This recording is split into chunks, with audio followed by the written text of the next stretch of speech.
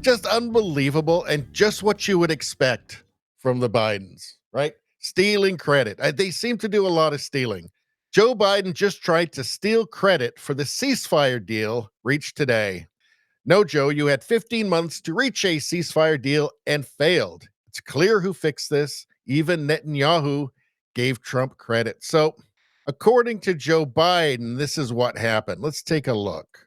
A hostage deal has been reached by Israel and Hamas, the elements of which I laid out in great detail in May of this year. This plan was developed and negotiated by my team and will be largely implemented by the incoming administration. That's why I told my team to keep the incoming administration fully informed, because that's how it should be, working together as Americans. Yeah, it was all him. It was all him and his team. Now, it's true that the framework was set up by his administration. I don't think Joe had anything. They just put stuff in front of him and he signs it. The framework was set up apparently by his administration, but clearly they couldn't get anything done. It wasn't until Trump came in and started threatening to raise hell, to unleash hell, right? I think that had a bit of an influence. It sounds exactly like that's what pushed it over the line. In fact, even lefties are saying it. Take a look at this. What say you? Well, this is what I say. According to diplomats who were involved firsthand in the negotiation, President Biden refused to put any pressure on Netanyahu. And ultimately, they gave up that any deal would happen. It was, and Don, you and I talked about President Trump. I have no love, and I don't want to give Trump any credits, but I know but I am in the business of telling the truth. Same. Donald Trump intervention have as the hostages on the prime minister. Hold on. Did John Lemon just say, she said, I'm in the business of telling the truth? And he just said, same? What? Don Lemon is confused. I think he has a different definition of the word truth than everybody else. But as you can see, she doesn't want to give Trump credit, but she has to.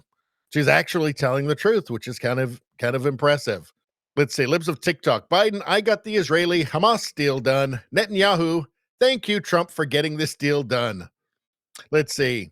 Prime Minister of Israel. Prime Minister Benjamin Netanyahu spoke this evening with U.S. President-elect Donald Trump and thanked him for his assistance in advancing the release of the hostages and for helping Israel bring an end to the suffering of dozens of hostages and their families. He put pressure on both sides, Netanyahu and Hamas. Biden's own State Department gives credit to Trump for the Israel-Hamas ceasefire deal. An hour after Biden gave the credit to himself, that has to hurt. But it's what you would expect of Biden, right? Totally shameless, a constant liar. When it comes to the involvement of President-elect Trump's team, it has been absolutely critical in getting this deal over the line. Biden could have mentioned something. So giving himself credit. Although maybe Biden's handlers just told him that it was all him, right? And he just decided, he doesn't remember doing anything, but great. Here's from Trump himself. If we weren't involved in this deal, the deal would have never happened. No deal would have happened. And the hostages would never have probably seen life again, but they certainly wouldn't have been released for a long time. No, we changed the course of it, and we changed it fast. And frankly, it better be done before I take the oath of office. And I assume it is now. You know, we shook hands and we signed certain documents, but it better be done. But no, and it was so ungracious of Biden to say, he did it. He didn't do anything. If I didn't do this, if we didn't get involved, the hostages would never be out. They would have never come out. Very much like the Jimmy Carter situation with Reagan. If we weren't involved in this deal. Pretty hard to argue. I mean, nothing was happening with Biden. Trump comes in with his usual rhetoric, right? And he does like to make deals. I mean, he takes pride in making deals, right? Kind of hard to argue. Let's see. Former Clinton ambassador Dennis Ross tells MSNBC that the Donald Trump effect was critical in brokering the Israel-Hamas ceasefire and hostage release agreement. Ari Melber reacts with a disappointed frown. Yes, it makes his job harder. The job of manipulating public opinion harder. That framework has been available essentially since the end of May. So you might ask the question, as you did, Why now? Mm-hmm. And I would say there was a Trump effect.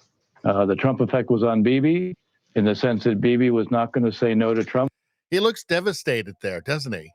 He looks absolutely devastated. He's like, oh, God, this is not the narrative. Why do we have somebody on here telling the truth? Oh, this makes my job so hard. Fears the cost of saying no to Trump. There was a Trump effect also, I think, on Qatar and Egypt. They want to please President Trump, and that means they wanted to show how they could do things that would benefit or be responsive to what it is he wants. It's pretty much undeniable at this point. What are you guys saying? Ugh, Biden, it's so typical of, I mean, that's exactly what you would expect of Biden, right? Try and take all the credit for himself, even when it's obvious that he can't. Anyway, that's all I'm going to say about that. Please like, share, and subscribe. Subscribing really helps me out. I thank you for that. I will see you next time.